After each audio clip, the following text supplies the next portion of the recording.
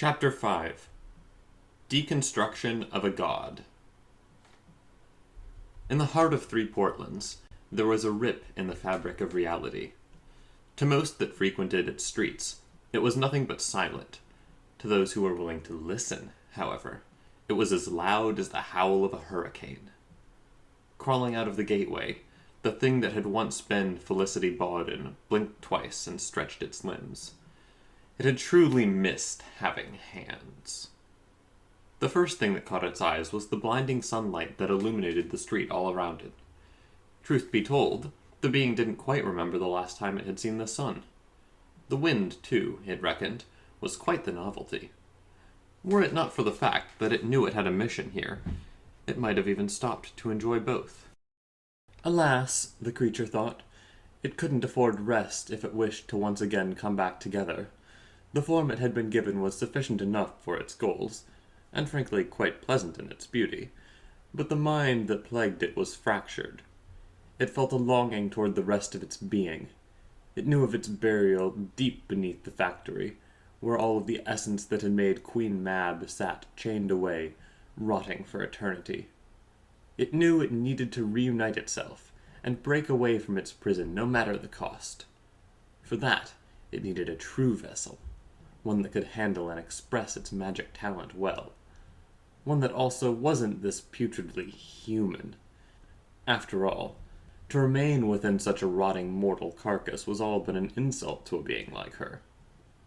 With a slow step and a heavy growl, the spirit of Queen Mab, now trapped inside the body of an utterly talentless anarchist hack, slowly began its journey through the city.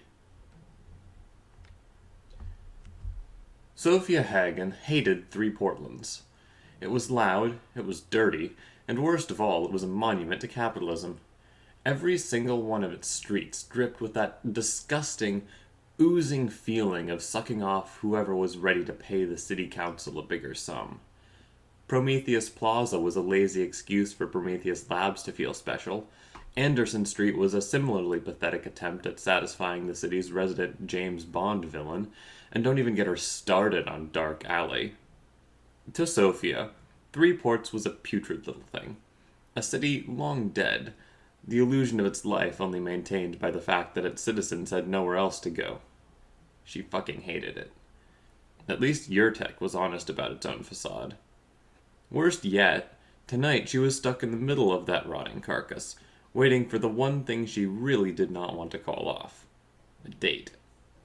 She sighed and checked her watch again. 18:21. 21 minutes after the agreed-upon hour. She kind of expected it, really. The first time she and Katie met was far from perfect. It was Sophia's fault. But the simple fact the other woman couldn't just say she didn't want to come if she didn't want to come irked her the wrong way. But, oh well, what could you do?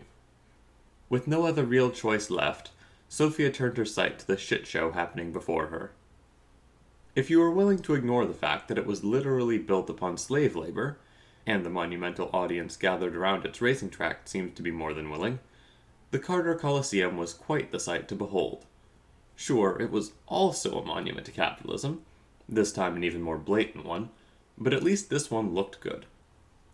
Racing for Portlands. The event that the stadium had to endure today was lazy, both in idea and execution. Everyone knew that the race was just a ridiculous facade put up by the wealthiest of Three Portians. Three Portlandians? Whatever. Sophia didn't care.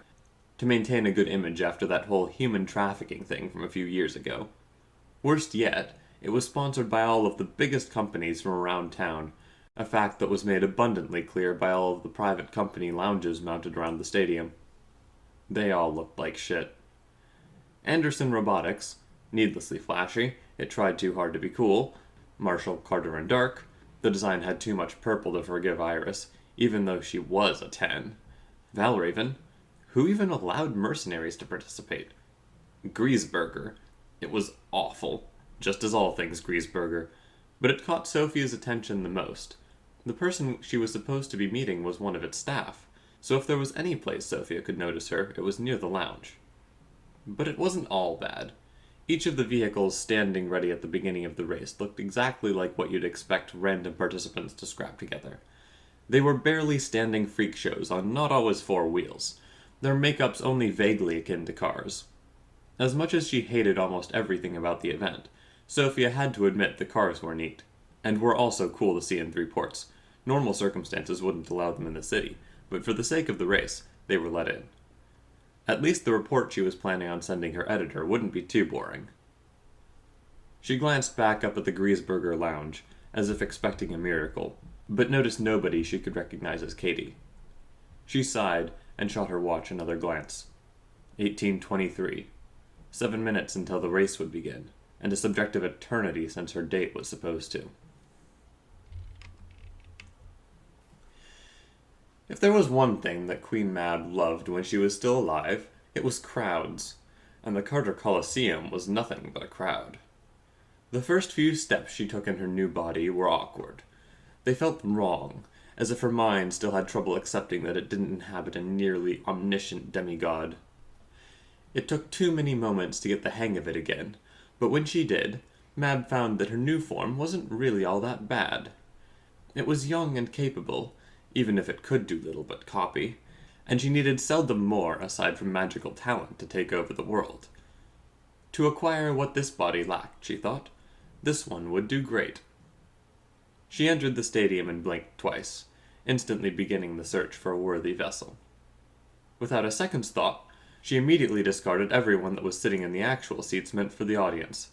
It was very clear they were plebeians, nothing but numbers whose sheer size was there to indicate the wealth of whoever actually ran the show. The lounges above them, though, were perfect. It didn't take a genius to see that they were meant for the real audience. The one who wasn't here just for the bread and circuses. The one that would be worthy enough to host someone like Queen Mab. Between them, Mab saw, one lounge stood out. It was everything but humble. Its purples and sheer size were very clearly meant to indicate that it belonged to the people that owned this place whole. The way that the pale, dark-haired beauty that stood atop its balcony carried itself all but confirmed that feeling. Mab licked her lips. Yes, that one would be perfect. She could see she was a real queen, a real being of true and unfiltered hunger. She could also see that she was a child of destiny, a being of so much power and potential it almost rivaled that of Mab herself. If there was ever a human who deserved to be her host, that one was definitely it. Mab still needed to somehow get her future self to be able to own her, though, and with how full the crowd was, it would be no easy task. The fact that the lounge was manned by guards didn't help either. This meant Mab needed the help of another willing soul to actually reach the woman atop the balcony. As her eyes wandered toward the stairs that led from the audience to all the lounges, she noticed someone. A young, tall woman, sunglasses mounted atop her nose. She was ascending towards one of the lounges, the posture of her body beaming with frustration. She might have carried an official reporter access card around her neck, but Mab didn't need soul-gazing to see what the woman really was. A wild spirit that would, if it could, rip all of this nonsense it found itself trapped in apart with its very own hands. For a temporary vessel, Mab thought, she would do great.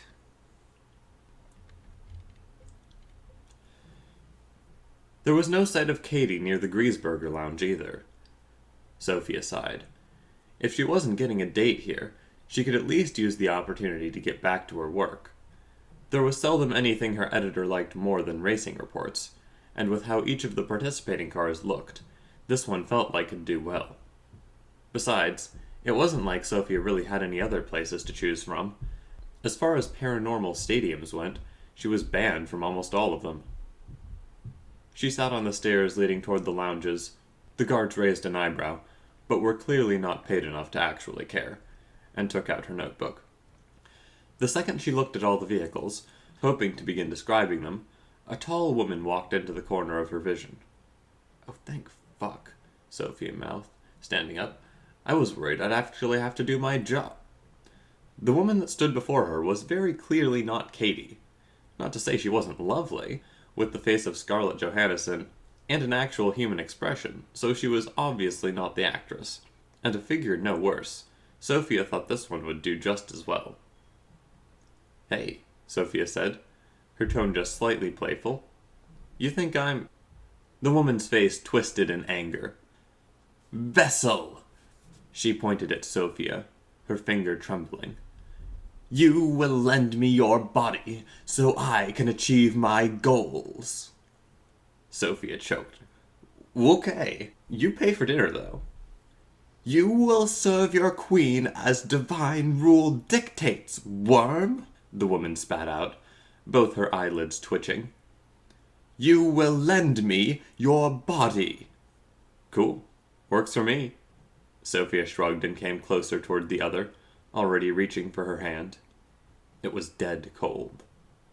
The second their palms touched, something in the woman's expression shifted from plain anger to repulsion beyond words. She immediately threw her hand away from Sophia, and jammed the already extended finger into Sophia's chest. Sophia just grabbed her by the arm. "You—" "Hey, that also works for me." "Will—" "Bonus points for being straightforward." "Serve—" "Not something you see a lot these days." "Me!" She finished her shout. Within a fraction of a second, there was another rip in reality. This time it took the shape of wind that blew right into Sophia, still anchored to the other woman by the fact that she was holding her arm, and threw the two of them 20 meters forward, as if they were struck by a hurricane. Before either could blink, they both realized they landed atop one of the cars situated at the starting line. Though each of the competing noticed, none of them really seemed to care. Sophia mouthed, "That's hot."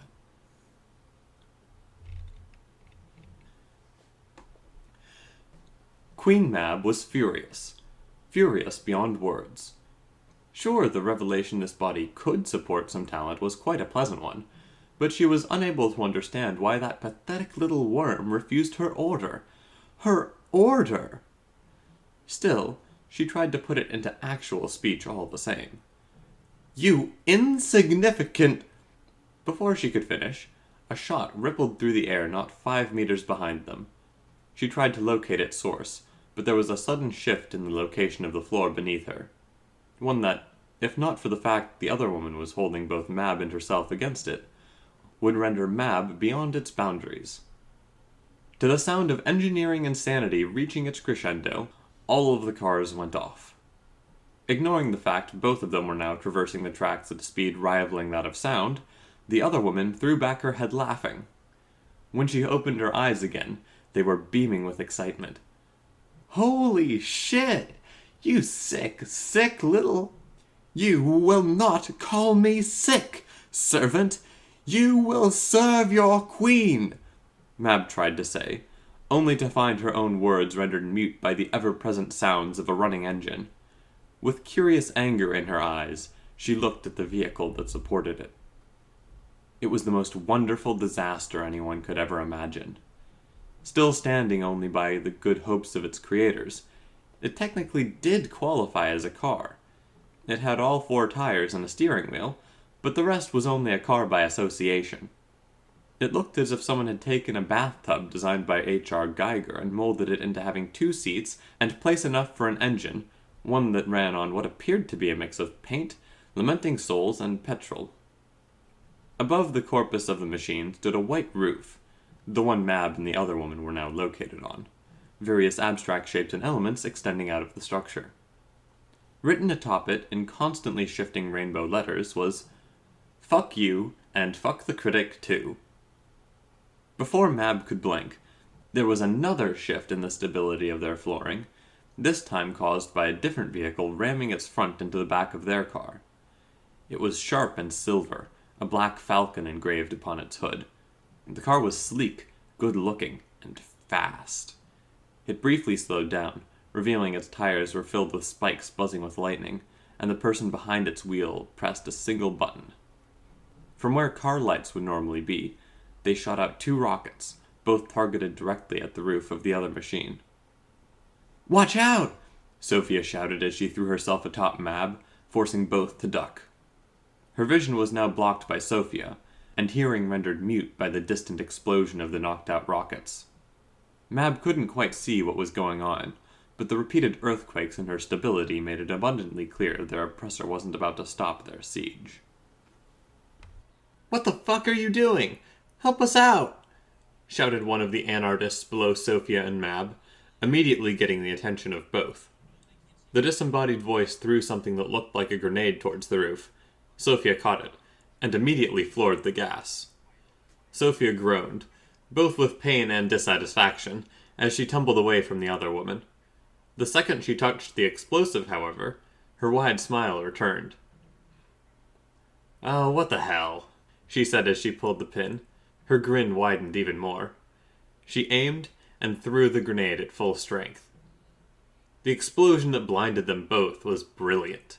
A mix of red, purple, and yellow, its smoke spelled out, "Down!" Even that, however, didn't prove enough of an obstacle for the car behind them. To the sound of all of Anderson's animated might, the vehicle floored its own gas, too, and shot right into the rear of the anarchists once more. The explosion did little less than scratch the car's silver casing. It did accomplish something else, though. It made the rider furious. Without as much as blinking, the figure previously seated behind them stood up and threw itself up. It faded right through the roof, now revealing all 2.5 meters of its whole robotic self. It was armed from bottom to top. Every single one of its 7 hands held some other knife or gun. Worse yet, its disappearance from the cockpit didn't mean the car stopped. It kept its pace, ever so barely hanging behind the anarchists, Sophia and the other woman included. The android didn't hesitate. It immediately jumped forward, its arms ready for combat, and crossed the gap between the two cars in a single jump. To the sound of its semi-soul recalibrating to the rhythm of its artificial circuits, it turned its sight towards Sophia, then Mab. "Adversaries," it let out, and aimed its weapons at the two women. "Prepare to be eliminated."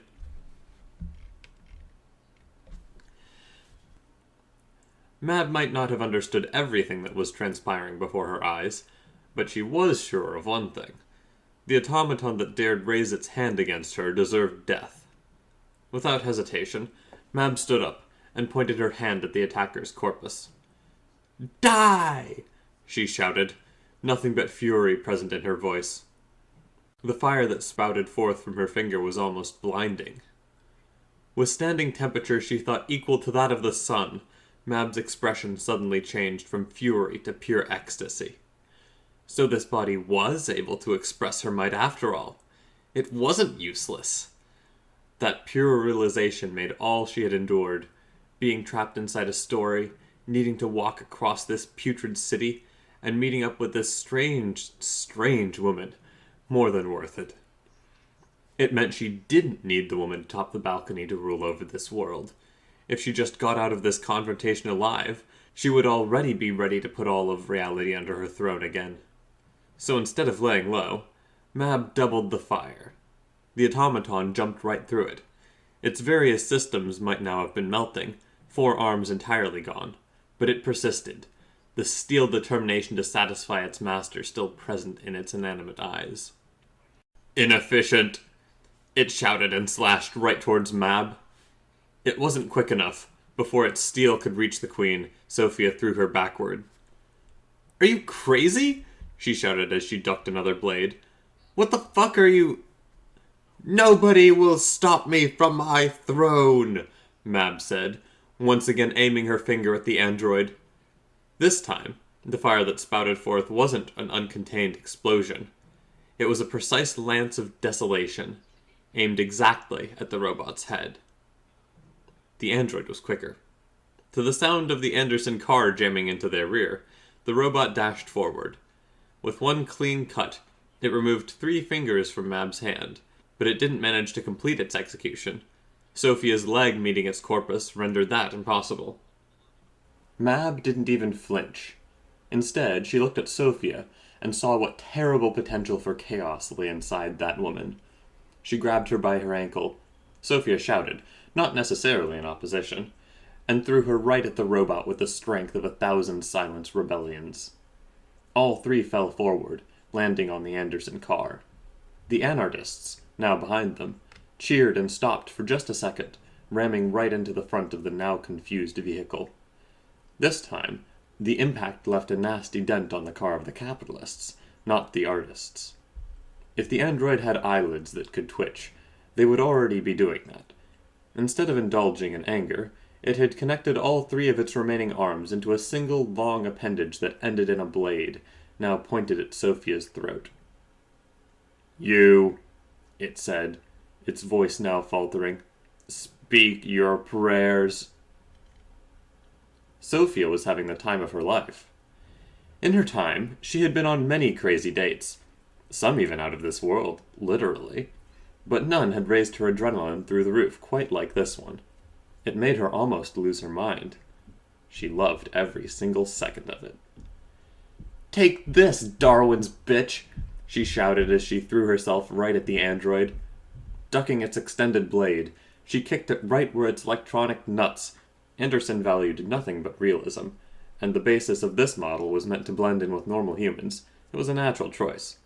Should be. The reaction was immediate. Using the temporary window of confusion, Mab extended her now two-fingered hand at their adversary, and whispered a single word of power. "Die!" The world listened. To the sound of a single fake soul leaving its electronic limbo, the android exploded. Well, exploded wasn't the best word. It was as if the universe itself declared the robot's existence as paramount with heresy, and imploded it from the inside of its very being. Before Sophia could blink, it was gone. A strong breeze blew past her. Whether it was spawned by the spell or the passing of the soul, she could not quite tell, and she let out a loud little laugh, basking in every single spark of glory the moment could muster. Like she said, she was having a fucking blast. Before she could tell the other woman she was definitely inviting her for a second date, Sophia felt something terrible beneath her feet. The Anderson car, now no longer connected to the consciousness of its late pilot, started going fucking haywire. It didn't seem to care for the previously, relatively, safe speed anymore. It just jumped back and forth, as if the final wish of its pilot was to absolutely unmake the car that rode before it. Without even a second of hesitation, Sophia let the adrenaline override her consciousness and jumped right into the car, carrying Mab with her. Before the latter could even blink, the two found themselves seating in a semi-sentient cockpit, the hands of the former located on the steering wheel. Noticing the confusion on the face of her inadvertent date, Sophia just grinned. "Come on," Sophia said as she floored the gas. "We've got a race to win."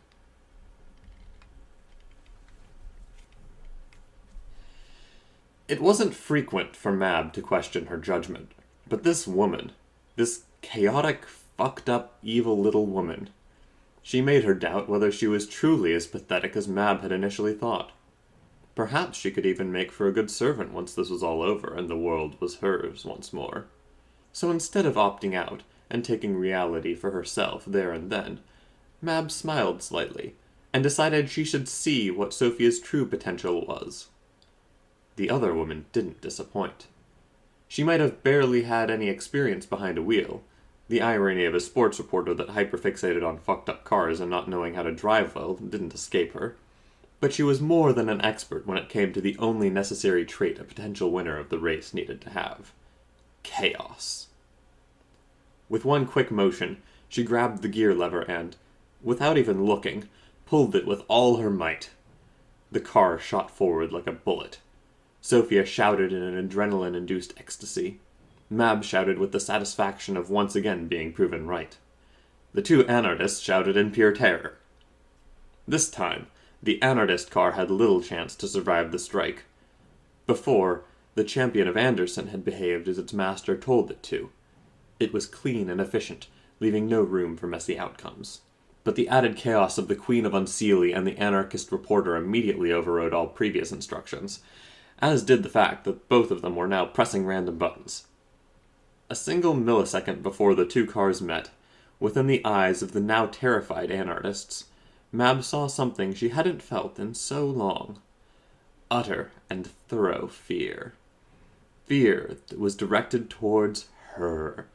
towards her actions, towards what she could do. To Mab, that feeling bordered on the ecstasy of apotheosis. Before she could shout out, "Kneel before your queen!" the two vehicles met. The full power of the precisely brilliant, rigid, and carefully designed engine of the Andersons' own hand met the discordant drive, fueled only by the fire of passion and the unbent souls that had constructed it from magic scraps. And to the sound of two supernovas imploding right at each other, all of subjective reality stopped existing.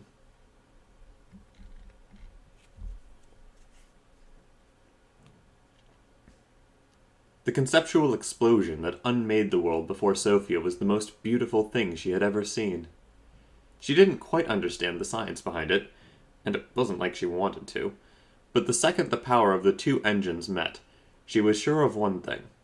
They had the power to literally unmake their surroundings. And that they did, the chaos of the anarchists ridding the rigid reality of Anderson from one layer of conception after another, until all that was left were the souls of those that piloted the cars, surrounded by the impossible incomprehensibility. Before, there were 4 people inside those vehicles: Mab, Sophia, and the 2 anarchists. Now, though, 5 souls inhabited the conceptual non-space Sophia could only try to perceive. It was full of nonsense colors and ridiculous shapes, but the 5 shapes that had once been alive were more than distinct. Sophia blinked twice, and immediately realized what was wrong. Where her date had once been standing were now 2 spirits, one of anarchist Felicity Baudid, and the other of undoer Queen Mab. With all that had happened today, she didn't even flinch upon coming to that conclusion. Instead, she thought she could do something infinitely more fun. Something she'd only have one chance to pull off. Something she would never ever get the chance to experience again except in this infinitely long millisecond. With a terrible hunger festering in her guts, Sophia's soul reached toward that of Mab, and touched the essence of the undoer with no other wish but to indulge it whole. The infinitesimal ecstasy she felt was indescribable. Even to someone like her, someone that had a full arsenal of journalist buzzwords at her disposal, it was beyond beauty, beyond words. But then again, she realized she didn't exactly even want to have those words. Her editor would censure what she would describe the event as anyway. So instead of focusing on the details, she let herself be consumed by her lust. 2 moments later, it was all over.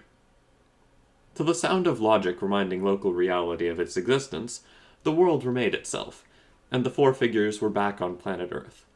The cars they rode were absolutely demolished. What remained of them was scattered chaotically throughout the road. In front of them, the remaining vehicles continued their race, entirely indifferent, or perhaps unaware of, to what had just happened. Sophia immediately took out a joint and lit it. "Jesus fuck," she mouthed as she exhaled the smoke. With a tired but satisfied gesture, she pointed at the other woman standing before her, the joint still burning in her hand. "I'm definitely inviting you for a second date." But there was nobody before her. Not the anarchists, not her date. She could see the former fleeing quickly toward the safe zones located around the track, but the latter was nowhere to be seen, as if she immediately left after the conclusion of their meeting. Whatever for she left, Sophia could only guess, but she was pretty sure it somehow involved conquering the world. Not that she really cared.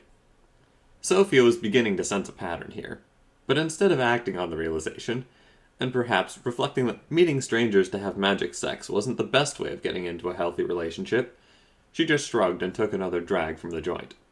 Sophia had a report to write. Mab, meanwhile, had a grave to visit. End of file.